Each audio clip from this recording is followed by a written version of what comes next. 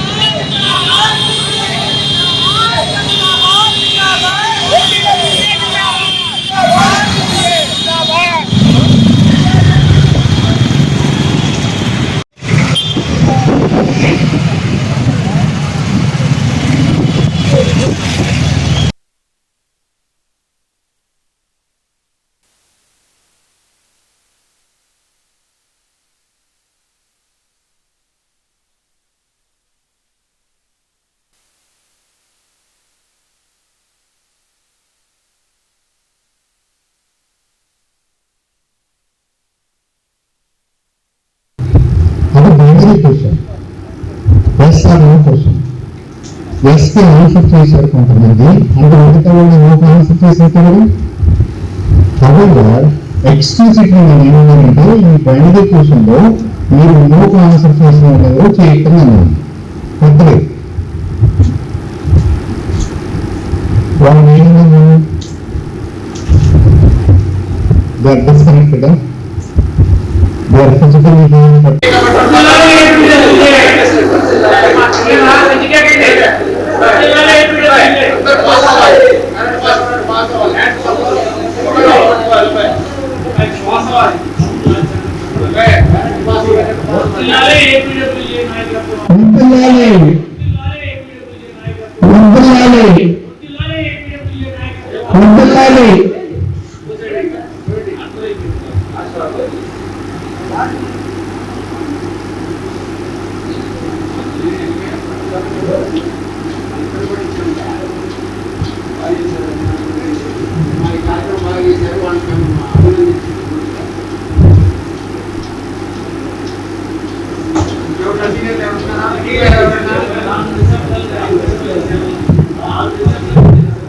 ఈ అవకాశం కల్పించిన గుంటూరు కమిటీ వాళ్ళకి ధన్యవాదాలు.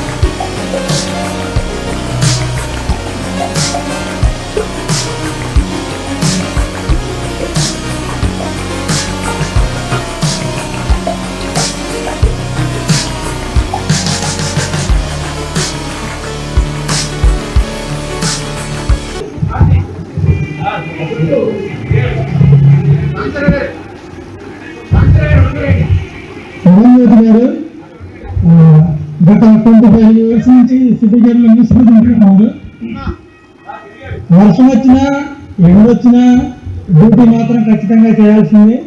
మేడం గారు డ్యూటీ చేస్తారు, మిగతా వాళ్ళకైతే డ్యూటీ చేయిస్తారు. తీర్చండి.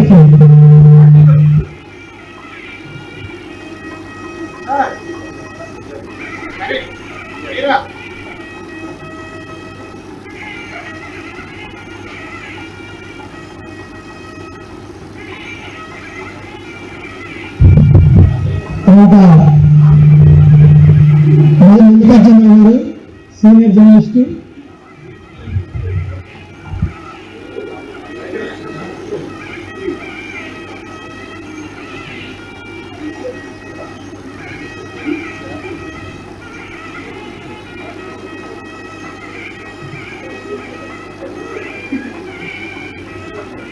ధన్యవాదాలు మేడం. మల్లికార్జున గారు ప్రొఫెసర్ చాలా సుదీర్ఘంగా కాలం పనిచేస్తున్నారు. సంస్కృతి సాంప్రదాయాలు ప్రపంచానికి తెలియజెప్పడంలో ఆ వార్తల ద్వారా సమాజానికి భారతదేశ సంస్కృతి సాంప్రదాయాలు కల్చర్ ఎలా ఉంటుందనేది వారు ఆర్టికల్స్ ద్వారా ఉంటాయి. సన్మానాన్ని స్వీకరిస్తున్నందుకు ధన్యవాదాలు సార్.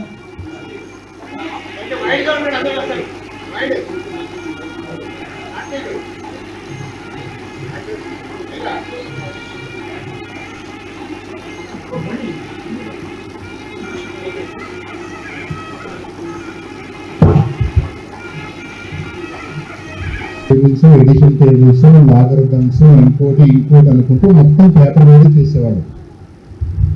ఆ తర్వాత కంప్యూటర్స్ అనే ఐడియా వచ్చింది. అనుకున్నాం మీకు ఫాస్ట్ ఫార్వర్డ్ చేస్తాను.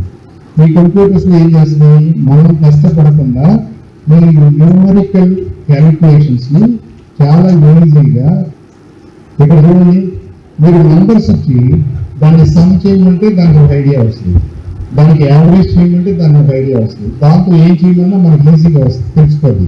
కానీ ఒక ఆర్టికల్, ఒక ఎస్సే, ఒక లెటర్ ఏదో ఒక రాసినాము, టెక్స్ట్ రాసి ఈ టెక్స్ట్ ఏ ఉద్దేశంతో రాశారు అని అడిగాలనుకోండి ప్రశ్న, దాన్ని మ్యాథమెటిక్స్ లో చెప్పలేం కదా.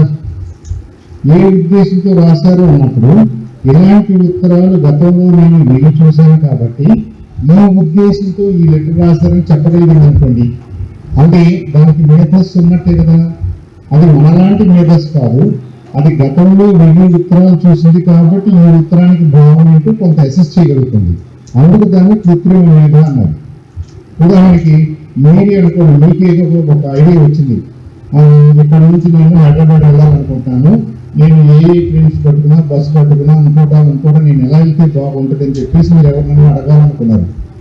ఇప్పుడు ఆ ఎవరినో అడిగే అవకాశం లేకుండా, అవసరం లేకుండా మీరు ఈ ChatGPT లాంటి LLMs ని ఆ ప్రశ్న అడిగారు అనుకోండి, అదేం చేస్తుంది, గతంలో గుంటూరు నుంచి హైదరాబాద్ వెళ్ళడానికి ఎన్ని మార్గాలు ఉన్నాయో, ఎవరెవరు ఎలా వెళ్ళారో, ఇప్పుడు ఆ మార్గాల్లో ఈజీ మార్గం ఏదో, కాస్ట్ ఎఫెక్టివ్ మార్గం ఏదో, చౌకగా ఉన్న మార్గం ఏదో, ఇవన్నీ కూడా తనకున్న ఇన్ఫర్మేషన్ నుంచి తీసుకొస్తుంది.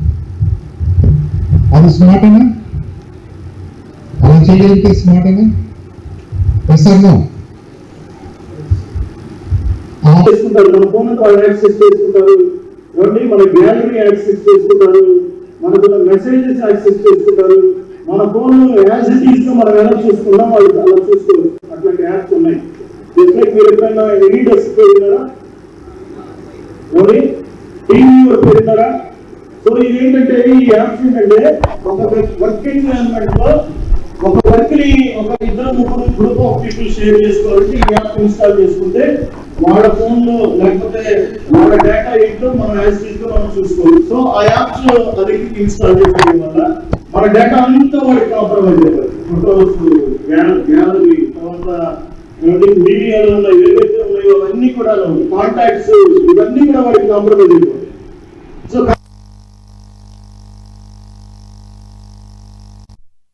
మెయిల్ మెయిల్ కి మన కాంటాక్ట్స్ అన్ని లింక్ అయి ఉంటాయి. సో ఆ లింక్ అయినటువంటి కాంటాక్ట్స్ అన్నిటికీ వాడు మెసేజ్ పెట్టుకుంటాడు. ఫస్ట్ హెరాస్మెంట్, నువ్వు ఫలానా లోన్ తీసుకున్నాడు, ఇప్పుడు చాలా కాల్స్ వస్తాయి అలా, మీ ఊర్లో వాళ్ళు లేకపోతే మీ ఇంటి దగ్గర వాళ్ళు లోన్ తీసుకున్నారని కాల్స్ వస్తా ఉంటాయి. సో అలా కాల్స్ చేస్తారు ఫస్ట్ స్టెప్. సో దాన్ని కూడా ఇగ్నోర్ చేసామంటే నెక్స్ట్ స్టెప్ ఏంటంటే, వాళ్ళు నీ ఫోటో ఉంటుంది, అందరంతా కూడా మార్క్ చేసేస్తారు. ఆ మార్క్ చేసిన ఫోటోస్ మీ కాంటాక్ట్స్ అన్నిటికీ డిస్ట్రిబ్యూట్ చేసుకుంటారు.